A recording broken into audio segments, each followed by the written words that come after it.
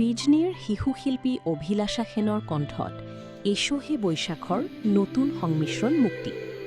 চিৰাং জিলাৰ বিজনীত ৰবীন্দ্ৰ জয়ন্তী উপলক্ষে ৰবীন্দ্ৰ সংগীত এষহে বৈশাখৰ নতুন সংমিশ্ৰণ শুভভাৱে মুক্তি দিয়া হয়। শুকুৰবাৰে নিশা বিজনীৰ সম্পৰ্ক হোটেলত আয়োজিত এক অনুষ্ঠানত শিশু শিল্পী অভিলাষা সেনৰ সুমধুৰ কণ্ঠত পৰিৱেশিত এষহে বৈশাখ গীতৰ এই নতুন সংস্কৰণ আনুষ্ঠানিকভাৱে উন্মোচন কৰা হয়। অনুষ্ঠানত অভিলাষা সেনৰ সংগীত গুৰু সৰল চৰকাৰ, শিল্পী অনুপম ভৌমিকৰ লগতে বহু আমন্ত্ৰিত বিশিষ্ট অতিথি উপস্থিত থাকে। সকলোৰে উপস্থিতিত শিশু শিল্পী অভিলাষা সেনৰ এই সংগীত শুভমুক্তি কৰি তেওঁলৈ উজ্জ্বল ভৱিষ্যতৰ শুভেচ্ছা জ্ঞাপন কৰা হয়। উল্লেখ্য যে ৰবীন্দ্ৰ জয়ন্তী উপলক্ষে মুক্তি লাভ কৰা এই সংগীতটোৱে বিজনীৰ সাংস্কৃতিক পৰিৱেশক নতুন মাত্ৰা প্ৰদান কৰিছে। News desk, Bijni first 24।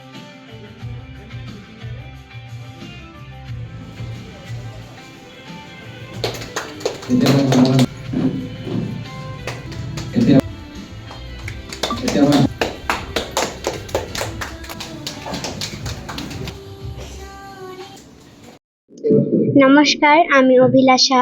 আজকে আমার জীবনের একটা খুবই খুশির দিন।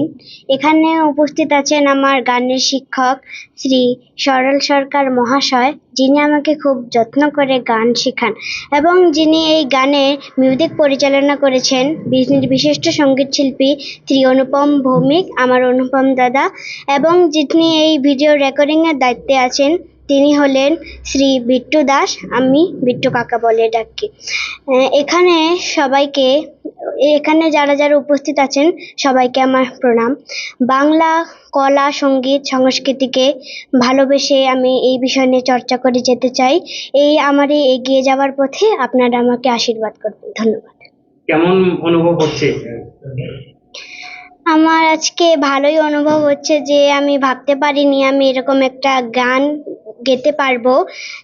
আমার গানের পিছনে আমার বাবা আমাকে খুব ভালো করে গাইড করেছেন, যে বলেছেন তুই গান কর, ভুল হলে কিছু হবে না, ভুলের থেকে সব শেখা যায়। একচুৱেলি অভিলাষাৰ প্ৰথম ষ্টেপ এইটো। মই বহুতৰ গান ৰেকৰ্ড কৰিছোঁ, কিন্তু ভাবিব পৰা নাই অভিলাষাই ইমান ধুনীয়াকৈ গীতটো ৰেকৰ্ড কৰিব। সঁচাকৈ এইটো সকলোৱে কয় ভাবিব পৰা নাই, নতুন কিবা, এনেকুৱা নহয় কথাটো। সঁচাকৈ কৈছোঁ, অভিলাষাই যেনেকৈ পাৰফৰ্ম কৰিছে ষ্টুডিঅ'ত, আনবিলিভেবল এইটো। ইয়াৰ কাৰণে মানে ইমান সৰু কণমানি এজনীৰ কাৰণে। আৰু অভিলাষাৰতো গানটো শুনিলে গম পাব কেনেকুৱা গাইছে, বিশেষ একো মই নকওঁ, বহুত ভাল হৈছে। সকলোৱে আঁকোৱালি ল'ব গানটো।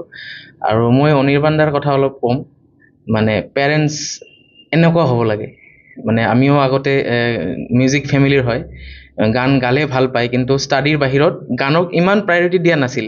এতিয়া কিবা এটা কৰি আছোঁ গান লৈ, সেইকাৰণে ছাপোৰ্ট কৰে ঘৰৰ পৰা। কিন্তু মিষ্টুদাই যেনেকৈ ছাপোৰ্ট কৰি আছে, আপোনালোকে বিলিভ নকৰিব, ৰাতি 1টা বজাত মোৰ ঘৰৰ পৰা গৈছে, ষ্টুডিঅ'ৰ পৰা মিউজিক কমপ্লিট কৰি। বাছ মই কৈছোঁ যে মই ৰাতিটো কাম কৰিম, মানে সময় কম আছিল। 3টা-4টালৈকে ৰাতি কাম কৰিছোঁ। মিষ্টুদাই মোক মানে ফ'ল' আপ কৰি গৈছিল ফোনতে। তো এইখিনিয়ে ক'ম।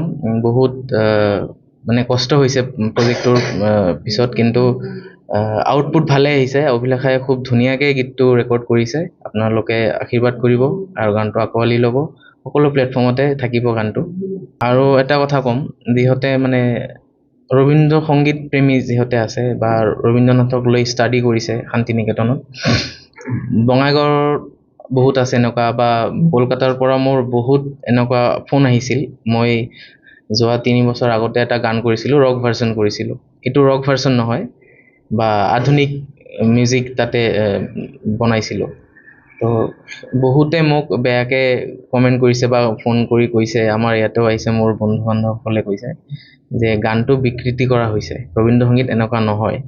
মই ক'ম যে বিকৃতি নহয়, মিউজিক কেতিয়াও বেয়া নহয়, ঠিক আছে। মিউজিক ঈশ্বৰৰ দান এইটো, ঠিক আছে। আৰু আমি আধুনিকভাৱে এইটো ডিজাইন কৰিছোঁ, এইটো একো বিকৃত নহয়।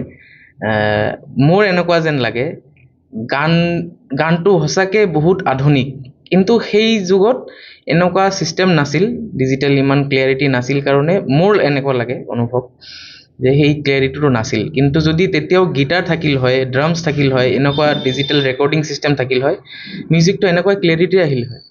কিন্তু আমি যেতিয়া ড্ৰামছ গিটাৰ ইউজ কৰোঁ মানে অভ্যস্ত নহয় আমি যে ৰবীন্দ্ৰ সংগীত মানে হাৰমনিয়াম আৰু তবলাই থাকিব লাগিব এনেকুৱা নহয়, মোৰ লাগে এনেকুৱা। চ' মানুহে ভালকৈ ল'ব গানটো, বেয়া মন্তব্য নকৰিব গানটোক লৈ বা মুখো বেয়াকৈ নক'ব। মোৰো এনেকুৱা মিউজিক কৰি আছোঁ, আধুনিক মিউজিক হয়। শুনোতে যদি ভাল লাগি আছে, শুনি যদি ভাল লাগি আছে তেনেহ'লে এইটো বেয়া নহয়। মোৰ ভাল লাগি আছে, যিহেতু মানে মোৰ ভণ্টীয়ে গাইছে তাৰ ভাল লাগি আছে, আপোনালোকৰ যদি ভাল লাগি আছে তেনেহ'লে গানটো ঠিকে আছে, বেয়া মন্তব্য কৰিব নালাগে মোৰ ৰিকুৱেষ্ট। আৰু আমি বিকৃত কৰা নাই গানটো।